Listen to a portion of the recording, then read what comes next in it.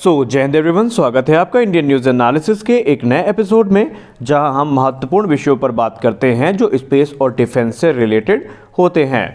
तो आज के इस एपिसोड में भी हम कुछ प्रमुख मुद्दों पर चर्चा करने वाले हैं।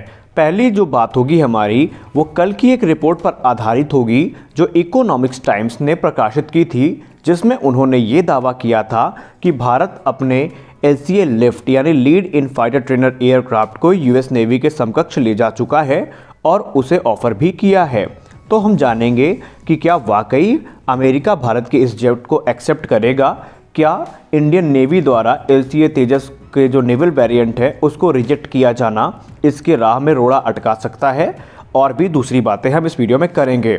और दूसरे विषय पे बात करेंगे वो होगा बॉलीवुड की बेशर्मी। दरअसल बॉलीवुड का IQ कितना ज़्यादा है वो हम पहले से जानते हैं, लेकिन समय समय पर बॉलीवुड अपनी कुछ घिनौनी हरकत की वजह से लगातार बदनाम होता रहा है, और वो हरकत उसकी सेना को लेकर के होती है। सेना को गलत तरीके से पेश करना, सेना के बारे में उल्टी सीधी टिप्पणी करना, ये बॉलीवुड के लिए अब एक चलन जैसा हो गया है। तो दूसरे विषय पे हम बात करेंगे। आइए बात कर लेते हैं पहले टॉपिक पर, जो कि हमारा LCA लिफ्ट से संबंधित है। दरअसल अभी हाल ही में US नेवी ने एक रिक्वेस्ट फॉर इंफॉर्मेशन जारी की, यानी RFI जारी की, जिसमें उन्होंने ये कहा कि वो अब अपने पुराने हो रहे बोइंग T-45 एयरक्राफ्ट को रिप्लेस करने वाले हैं, जो कि एक ट्रेनर एयरक्राफ्ट है। अब जाहिर सी बात है, अगर कोई नौसेना या कोई वायुसेना अपने इन ट्रेनर एयरक्राफ्ट को हटाएगी तो उसके जगह पे उनको नए एयरक्राफ्ट चाहिए होंगे। इसी को लेकर के उन्होंने RFI जारी की। लेकिन अब ऐसा कहा जाता है इकोनॉमिक्स टाइम्स के तरफ से कि भारत ने अपना जो lead in fighter trainer aircraft है यानी HAL लिफ्ट है, उसको अमेरिका के समकक्ष प्रस्तुत कर दिया है। और ऐसा माना जाता है कि हमारा ये एयरक्राफ्ट जो है वो US द्वारा कहे गए जितने भी शर्त है उनको पूरा करता है।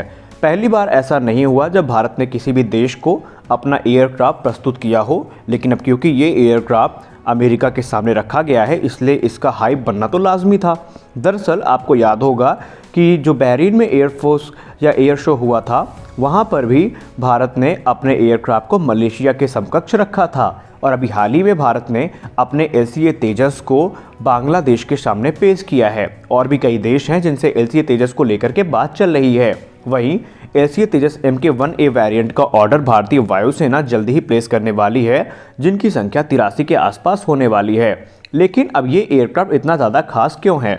दरअसल जो हमारा लिफ्ट है, जिसका फुल फॉर्म है lead in fighter trainer aircraft, ये हमारे LCA तेजस प्लेटफॉर्म पर ही बेस्ड है। दरअसल इस एयरक्राफ्ट को बनाने का मकसद काफ़ी महत्वपूर्ण है, और इसके पीछे की जो स्टोरी है वो आपको पता होनी चाहिए।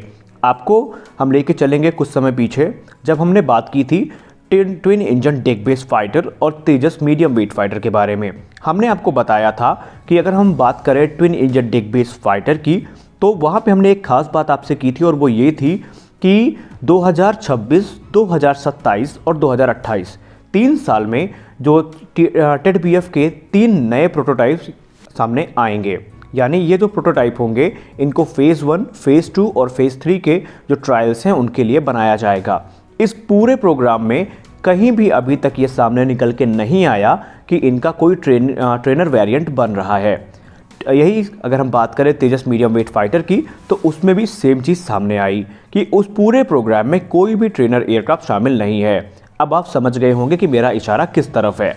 दरअसल एरो इंडिया 2019 में ये क्लियर कर दिया गया था HAL के तरफ से कि वो एक एडवांस नेक्स्ट जनरेशन का ट्रेनर एयरक्राफ्ट बनाएंगे, जो उनके तेजस MK-2 और जो twin engine deck base fighter होगा उसके लिए ट्रेनिंग प्रोग्राम को आगे बढ़ाएगा। तो यही एयरक्राफ्ट अब अमेरिका के सामने रखा गया है। इसको लेकर के जो HAL प्रमुख R वाधवन है, उन्होंने कहा है कि इस समय ये जो ट्रेनर एयरक्राफ्ट है ये अमेरिका की सारी ज़रूरतों को पूरा कर सकता है।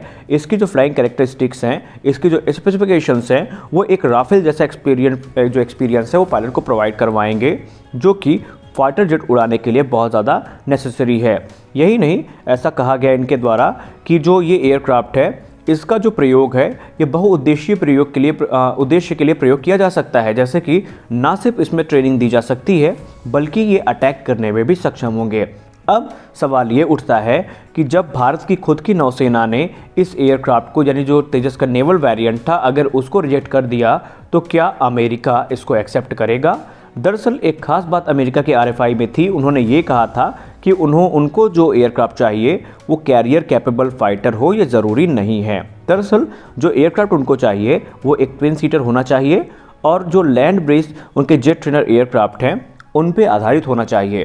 कहने का मतलब ये है कि यहाँ पे जो लैंड बेस्ड उनके बेसेस हैं वहाँ पे ट्रेनिंग प्रोग्राम के लिए इन एयरक्राफ्ट की ज़रूरत है और इसीलिए भारत अपने एयरक्राफ्ट को वहाँ पर लेकर के गया है।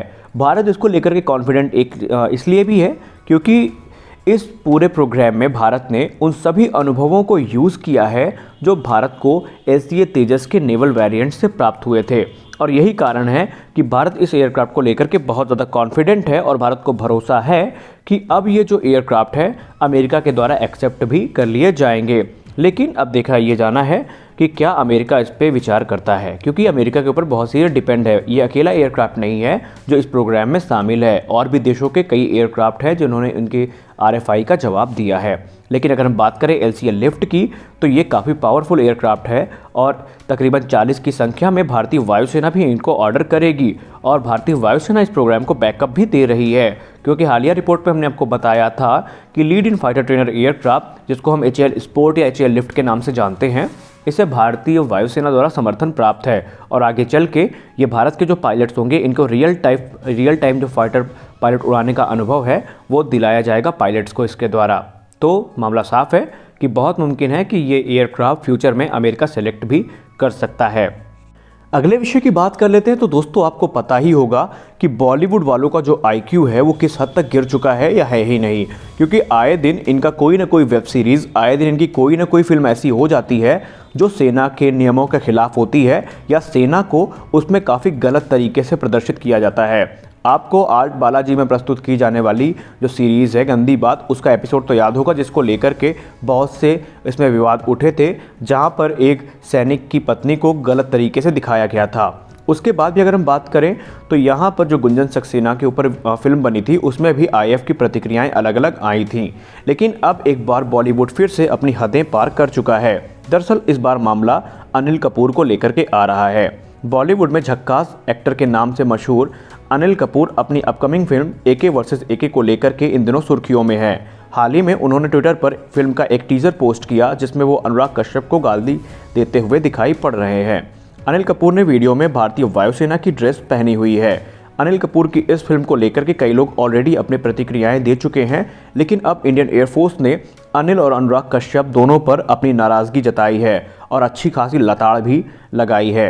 इंडियन एयरफोर्स ने अपने ऑफिशियल ट्विटर हैंडल पर अनिल कपूर के वीडियो पर ट्वीट करते हुए लिखा कि इस वीडियो में भारतीय वायुसेना की ड्रेस को गलत तरीके से प्रस्तुत किया गया है और वीडियो में जिस भाषा का प्रयोग किया गया है वो अनुचित है। ये भारतीय सशस्त्र बलों के सैनिक व्यवहार के अनुरूप नहीं है।